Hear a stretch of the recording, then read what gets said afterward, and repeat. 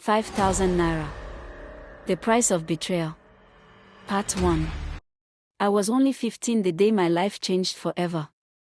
The morning had started like every other morning in our little village.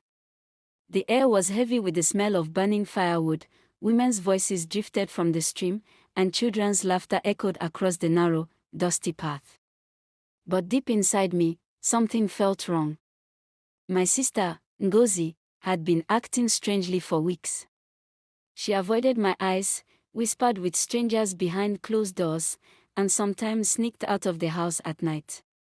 At first, I thought it was just her usual stubbornness. After all, she was older than me by 5 years, and she often reminded me that she had the right to do whatever she wanted. But I never imagined that her secret would become my nightmare. That day, she called me in her sweetest voice. "Nkem, dress up. I want us to go somewhere together," she said, smiling in a way that made my heart feel uneasy. I hesitated. "Where are we going?" I asked. "Don't ask too many questions. Just follow me. You will like it," she replied, her tone soft but hiding something. I trusted her because she was my sister, my blood, the one who was supposed to protect me. We walked for more than 30 minutes, leaving the familiar footpaths of our village and entering a bushy road I had never followed before. My stomach tightened, but I said nothing. I only watched her steps, trying to keep up. Finally, we reached a small mud house at the edge of the next village. The door creaked open before we even knocked, and a tall, scary-looking man stepped out. His eyes were dark, and his smile was the kind that made me want to run. "Is this her?" the man asked, his gaze fixed on me. Ngozi nodded. "Yes, this is my younger sister. She's the one." My heart pounded. The one? The one for what? I turned to look at my sister, but she avoided my eyes. The man disappeared into the house and returned with a dirty nylon bag. He opened it in front of Ngozi, and I saw money inside.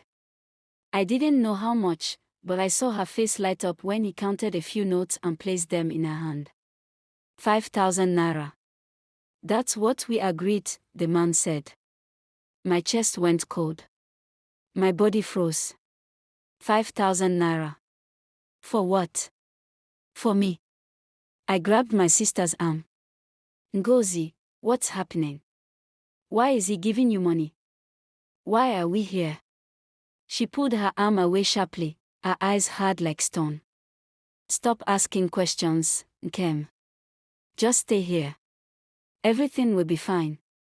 But nothing was fine.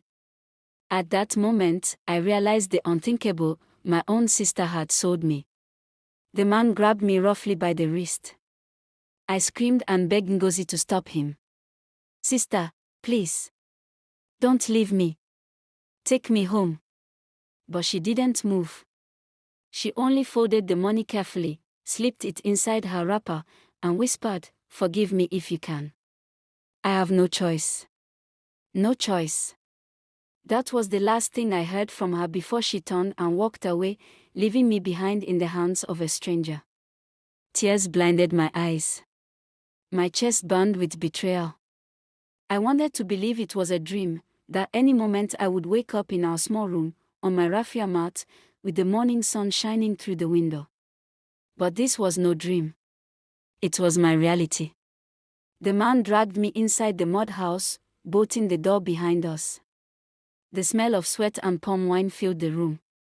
My heart pounded so loudly I thought it would burst.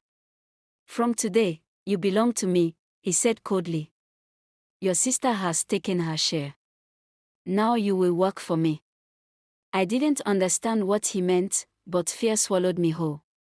My body shook as I imagined all the terrible things he might do to me. I thought about my late mother, how she always warned us to stick together as siblings, how she begged us to protect each other after her death. But now, the only person I trusted had traded me away like an object. 5,000 naira. That was the price of my blood. I spent that first night locked in a small, dark room at the back of the house. I could hear rats running across the floor, the wind whistling through broken windows, and my own heartbeat racing uncontrollably. Every time I closed my eyes, I saw Ngozi's face, her cold eyes, her hands clutching the money, her back as she walked away. I cried until my tears ran dry. Then I made a vow in my heart.